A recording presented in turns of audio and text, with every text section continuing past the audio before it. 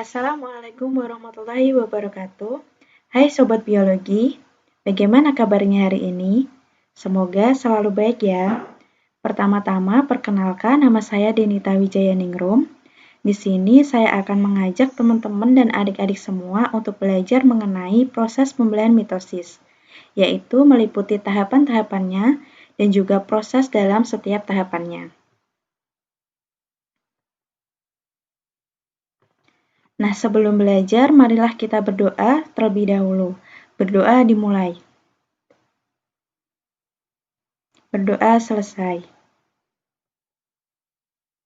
Sebelum ke materi proses pembelahan mitosis, sebelumnya apa itu pembelahan sel dan bagaimana contohnya dalam kehidupan sehari-hari.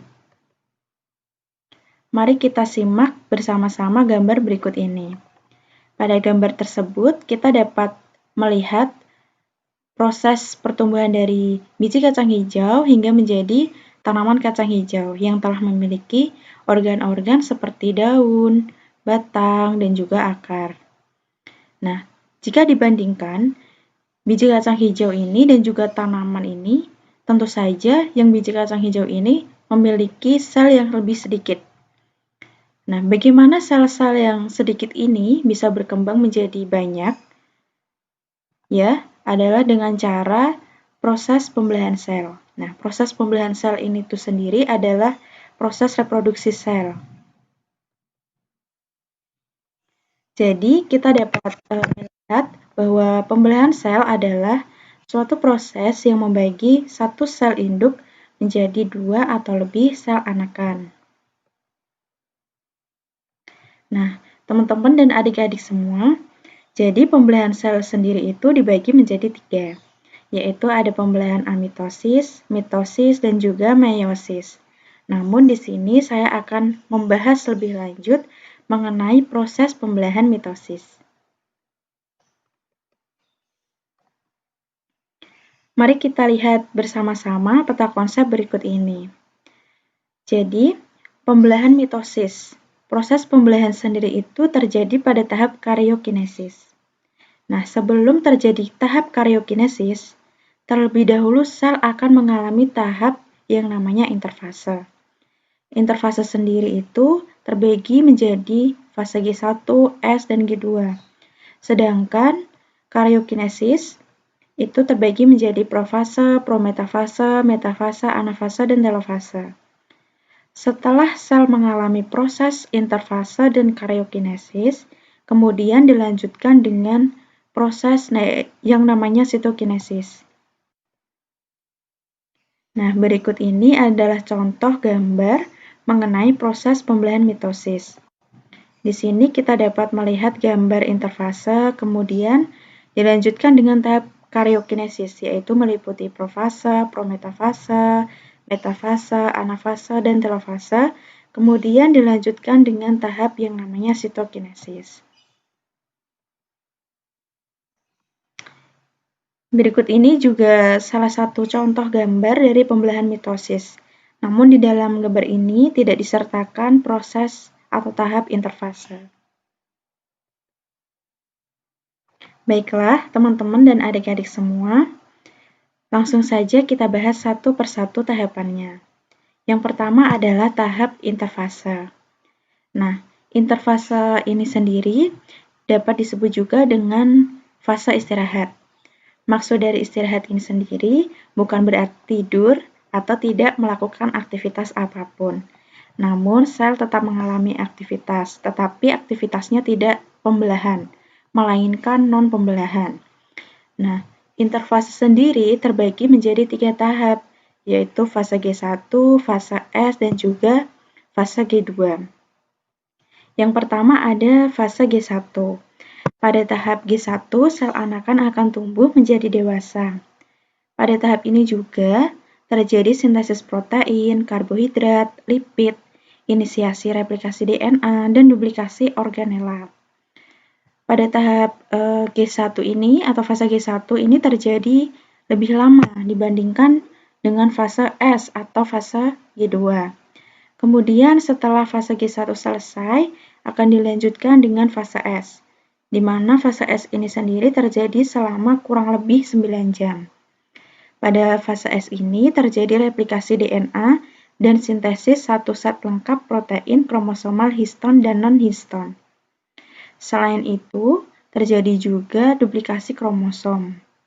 Kemudian setelah terjadi fase S, dilanjutkan dengan fase G2, di mana pada fase G2 ini sendiri itu terjadi kurang lebih selama 2 jam.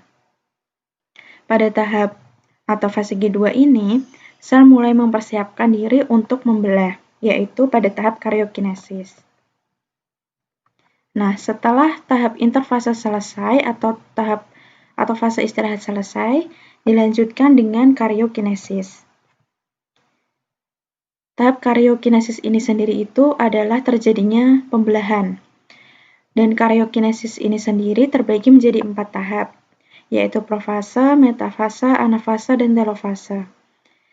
Namun di antara tahap profase dan metafase terjadi satu tahap yang namanya prometafase. Langsung saja kita bahas tahapannya satu persatu. Yang pertama ada tahap profase. Nah, pada tahap profase ini sulbung inti akan mulai rusak. Kemudian kromosom mulai terlihat, benang spindel mulai terlihat, dan nukleus juga akan menghilang. Tahap profase ini diawali dengan perubahan sentrosoma. Sentrosoma yang telah terduplikasi menjadi 2 kutub pembelahan mitotik saat fase G1 dan G2 akan memancarkan mikrotubula aster, yang semakin lama akan semakin memanjang, dan kedua sentrosom tersebut akan bergerak saling menjauh. Nah, ada juga aktivitas lain dalam profase, yaitu benang-benang kromatin menduplikasi diri dan berkondensasi menjadi kromatid. Dua kromatid diikat menjadi satu pada daerah sentromer menjadi kromosom. Seperti ini. Sentromer sendiri itu diikat oleh kinetokor. Pada akhir profase menuju ke prometafase, selubung inti akan pecah, terurai menjadi komponen-komponen penyusunnya. Kemudian setelah tahap profase, dilanjutkan dengan tahap prometafase, di mana tahap prometafase ini sendiri terjadi di antara tahap profase dan juga metafase. Jadi, dalam tahap prometafase ini, pecahnya selubung inti menyebabkan mikrotubula yang tadinya berada di luar inti dapat memasuki daerah inti. Dan pada akhir proses prometafase ini ditandai dengan bergeraknya kromosom ke bidang ekuator pembelahan. Nah, di sini adalah mulai bergerak. Jadi, kromosom-kromosom ini belum berada segaris pada bidang ekuator. Nah, setelah tahap prometafase selesai, kemudian akan dilanjutkan dengan tahap metafase. Pada tahap ini, kromosom-kromosom yang tadinya pada tahap prometafase mulai bergerak, kemudian pada tahap metafase ini kromosom akan mulai segaris atau sudah segaris pada bidang ekuator. Jadinya seperti ini. Kemudian setelah tahap metafase selesai, dilanjutkan dengan tahap anafase. Nah, pada tahap anafase ini diawali dengan terbelahnya kromosom menjadi 2 kromatid. Jadi, kromosom yang semulanya seperti ini akan terbelah. Kromatid-kromatid saudaranya akan memisahkan diri. Kemudian masing-masing dengan sebuah kinetokor. Kromatid tersebut akan bergerak ke arah kutub pembelahan masing-masing karena memendeknya mikrotubula kinetokor secara tiba-tiba. Yang hal ini disebut juga dengan fase anafase A. Nah, dalam anafase ini sendiri itu ada juga yang disebut dengan anafase B, yaitu ketika saling menjauhnya kutub mitosis.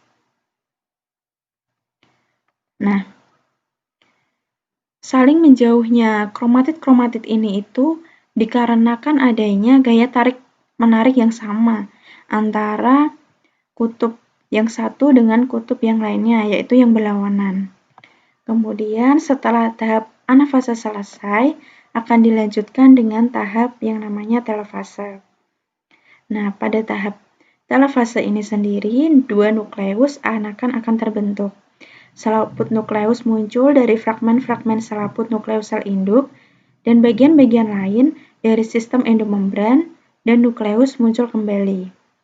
Tahap ini akan mengakhiri serangkaian proses karyokinesis, dan selanjutnya akan terjadi tahap yang namanya sitokinesis. Nah, sitokinesis sendiri itu bisa disebut juga dengan proses pembelahan sitoplasma. Pembelahan sitoplasma ini sendiri itu biasanya sudah terjadi atau sudah berlangsung cukup jauh pada akhir telofase, sehingga kedua sel anakan muncul tidak lama setelah proses mitosis terakhir. Nah, pada sel hewan, proses atau tahap sitokinesis dipengaruhi oleh aktivitas cincin kontraktil, seperti ini. Jadi akan terbentuk lekukan, kemudian sedangkan pada sel tumbuhan, proses atau tahap sitokinesis ini sendiri itu dipengaruhi oleh pembentukan dinding sel baru seperti ini.